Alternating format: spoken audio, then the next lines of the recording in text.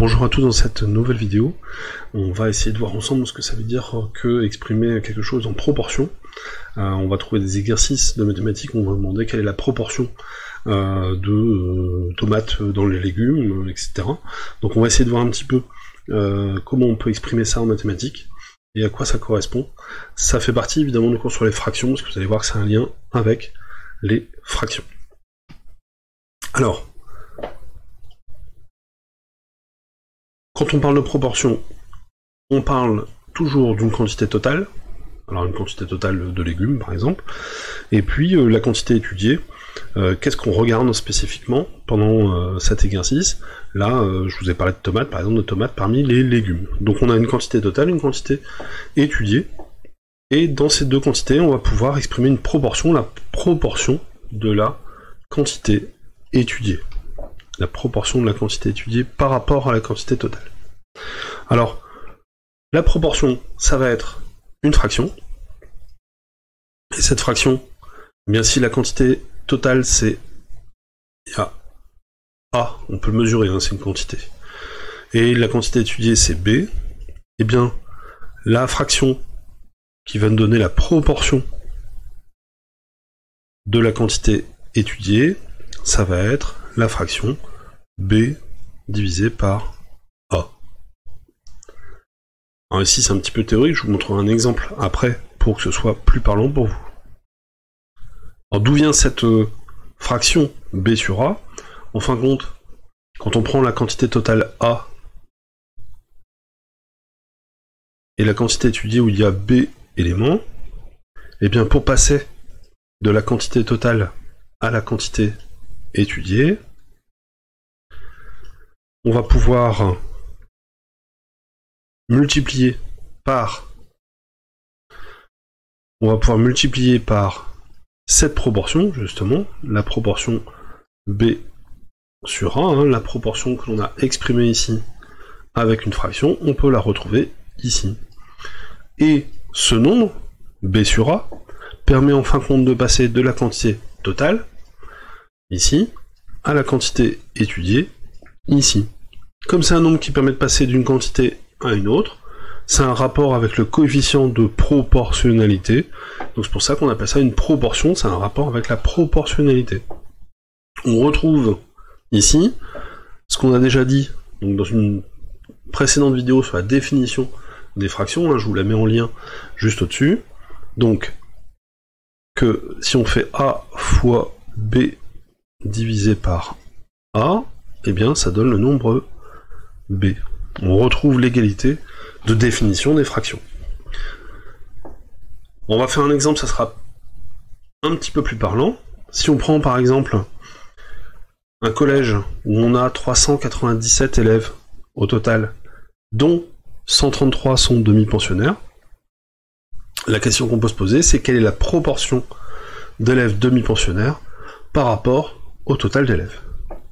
Alors cette proportion, on vient de dire donc que c'était une fraction. La proportion, ça va donc être la fraction 133, donc 397e. 133, on va toujours mettre au numérateur de la fraction la quantité étudiée. Donc ici on étudie les élèves demi-pensionnaires, et au dénominateur, on va toujours mettre la quantité totale.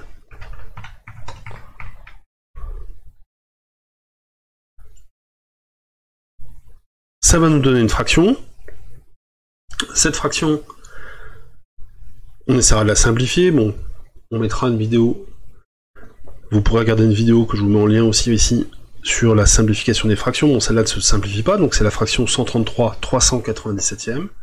Ou alors, on peut essayer de la remplacer par un nombre décimal. Ici, à la calculatrice, je vous calcule la division 133 divisé par 397. Le quotient, ça donne à peu près 0,335. Donc on peut écrire cette proportion aussi sous la forme d'un nombre décimal. Alors ici, c'est un nombre décimal approché. Voilà. Ou alors cette proportion aussi, on peut l'exprimer sous forme d'un pourcentage. Et ici, ça fait 33,5%. Donc pour trouver le pourcentage, on décale la virgule de 2 rangs vers la droite sur le résultat décimal. Donc en fin de compte, cette proportion peut s'exprimer de 3 manières différentes. Fractionnaire, décimal, pourcentage. Il y a des exercices où on vous demandera le résultat sous forme de pourcentage, sous forme de fraction, sous forme de nombre décimal. On doit savoir jongler entre ces différentes notations pour la proportion. Voilà un petit peu ce que c'est qu'une proportion. Donc là, par exemple, on pourrait faire une phrase. 33,5% des élèves de ce collège sont demi-pensionnaires. Voilà. Ça, c'est une proportion. 33,5%. Je rappelle qu'on pourrait l'écrire sous cette forme-là. Et que c'est la même chose qu'une fraction. Voilà. Donc voilà un petit peu ce que c'est qu'une proportion. Il faut juste ne pas se tromper dans l'ordre dans lequel on écrit les nombres dans la fraction. Le numérateur est toujours le plus petit nombre, puisque on va étudier une partie qu'on va diviser par la quantité totale, donc le dénominateur sera toujours le nombre plus grand. Ce qui fait qu'on peut écrire une remarque, c'est que une proportion, c'est toujours un nombre entre 0 et 1. Une proportion est un nombre entre 0 et 1, toujours, puisque le dénominateur est plus grand que le numérateur.